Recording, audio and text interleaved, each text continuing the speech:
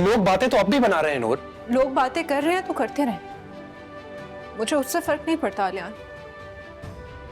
लेकिन मैं आपकी आंखों में अपने लिए बदगुमानी नहीं देख सकती। तुम्हें कहा था ना मैंने, मेरी बेटी को रुलाया इन लोगों ने, मैं भी रुलाऊंगा इन लोगों को। अच्छा है ना, इनको भी पता चले कि तकलीफ होती क्या है। इस वाक़े के बाद से हम किसी का सामना नहीं कर सकते, तो अब ये लोग भी कभी किसी से नहीं मिल सकेंगे। अच्छा ये बताओ, जीनिया की तबीयत कैसी? ठीक है, जीनिया सो रही है। देखो उसे कहो कि वो अपने आप को ज़्यादा से ज़्यादा मसरूफ़ रखे।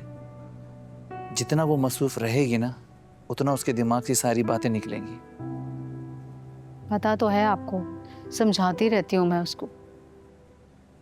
अच्छा छोड़ें, अब मुझे ये बताएं कि वो एजाज और असलम ने कुछ कहा तो नहीं?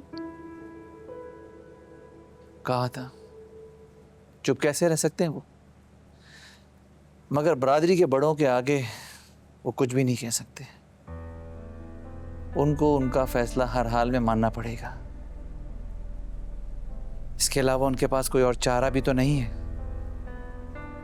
और अगर उन्होंने ना माना तो उन्हें बरादरी से बेदखल कर दिया जाएगा, और ना मानने का सिर्फ और सिर्फ नुकसान उन्हीं को होगा।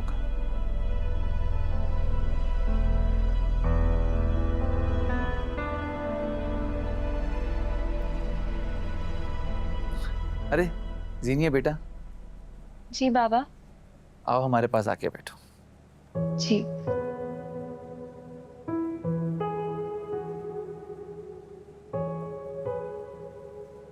तुम्हें पता है बेटा आज कितना खुशी का दिन है?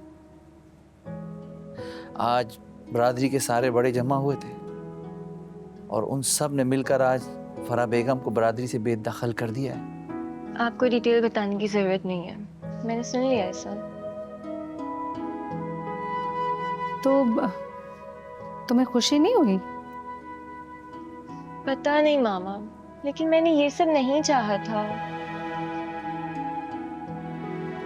लेकिन बेटा जो उनके बेटे ने किया, इसके बाद उन्हें सबक सिखाना तो बनता है ना। लेकिन इंतकाम लेना नहीं बाबा, मैं ऐसी हूं ही नहीं। आरिश ने गलत किया, बहुत गलत किया, लेकिन उसके किए की सजा हम फरा आंटी को कैसे दे सकते हैं? वो अकेली बेबस औरत। सजा देनी है तो आरिश को देना। जीनिया, अगर उसकी माँ को तकलीफ होगी तो उसे भी तकलीफ होगी। माँ की तकलीफ का एहसास होता तो जाते ही क्यों?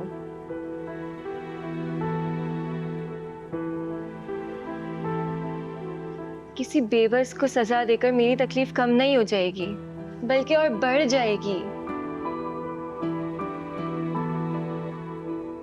प्लीज बाबा, आप लोग बस ये खत्म करवाएं, इसका कोई फायदा ही नहीं है। समझ ले, मैं बस यही चाहती हूँ।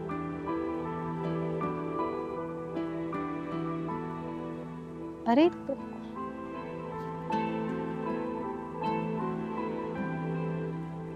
क्या हो गया इसको? समझ जाएगी आहिस्ते आहिस्ते।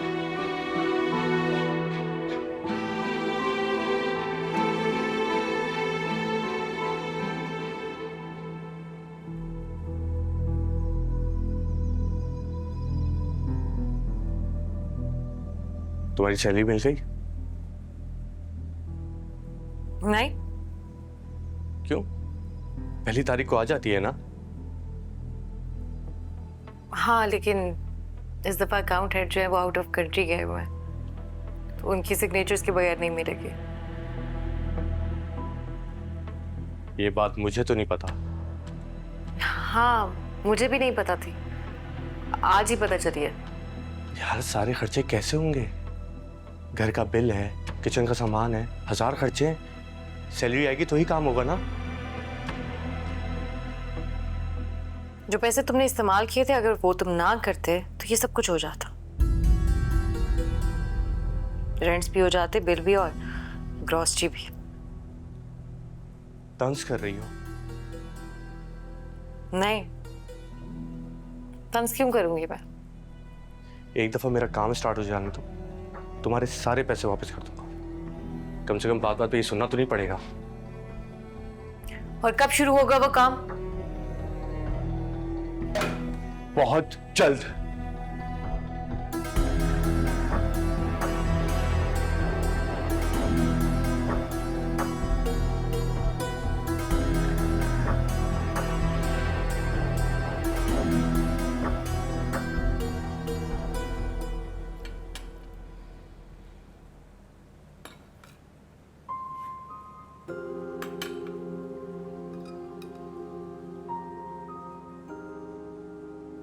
इजाज, खाना क्यों नहीं ले रहे हैं?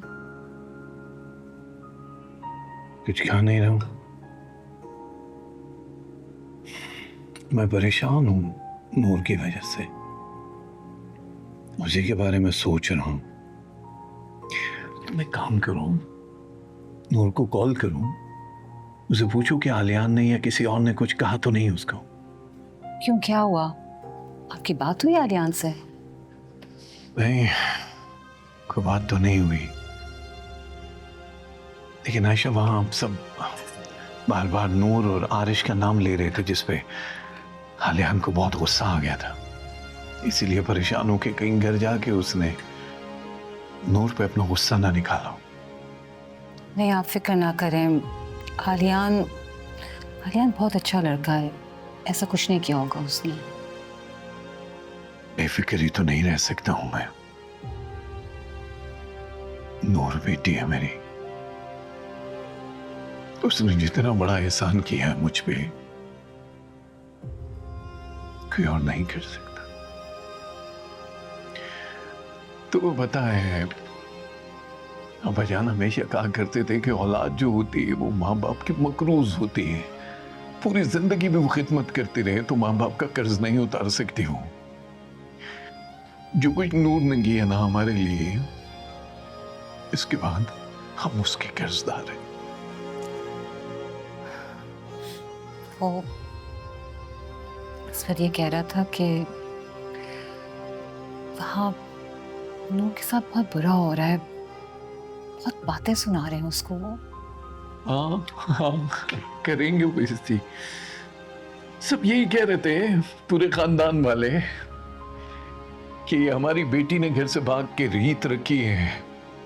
नवेरा ने जो पहला कदम उठाया घर से भागने का, अब खानदान में कोई भी ये कदम उठाएगा तो हमारा नाम बीच में आएगा। हर कोई ऐरा गैरा आके हमें बातें सुना के चला गया और हम किसी को कुछ जवाब ही नहीं दे पाए। इजाज,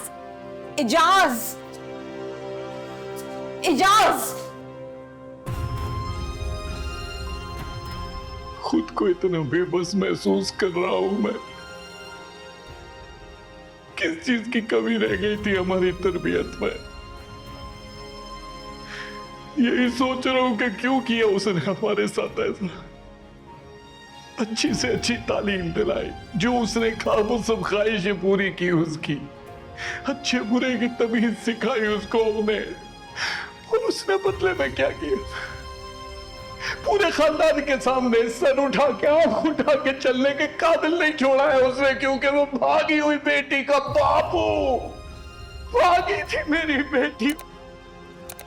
और ये बात 7 नस्लों तक हमारे साथ चलेगी, 7 नस्लों तक चलेगी हमारे साथ।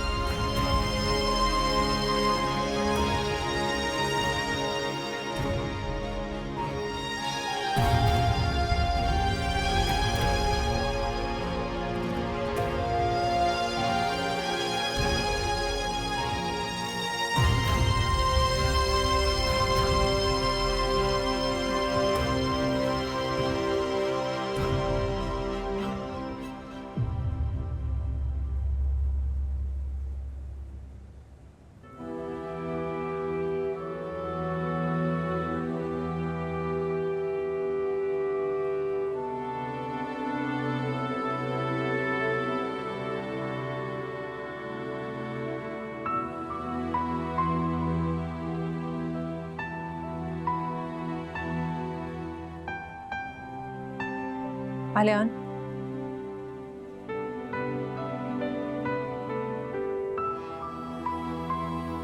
इग्नोर कर रहे हैं आप मुझे?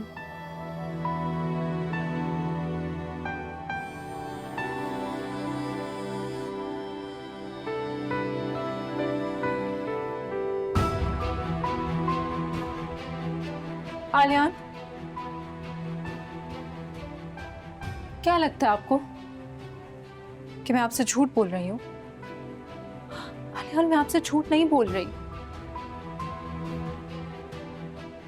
हाँ तो सच भी तो नहीं बताया तुमने। अगर बताया होता तो ये नौबत ही नहीं आती। आलियान, मैंने सच सिर्फ इसलिए नहीं बताया क्योंकि मैं डर रही थी कि कोई तमाशा ना खड़ा हो जाए।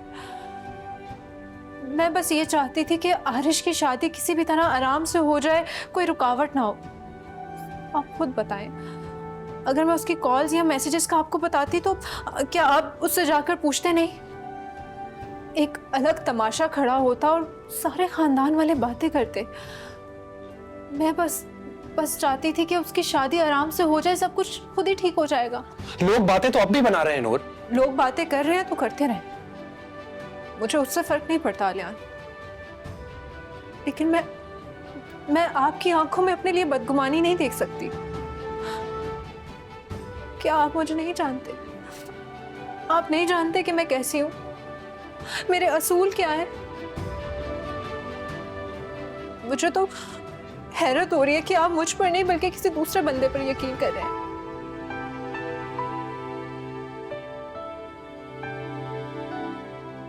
आपको मुझ पर यकीन नहीं है ना? ठीक है, इससे ज्यादा वजाहतें नहीं दूंगी आपको मैं।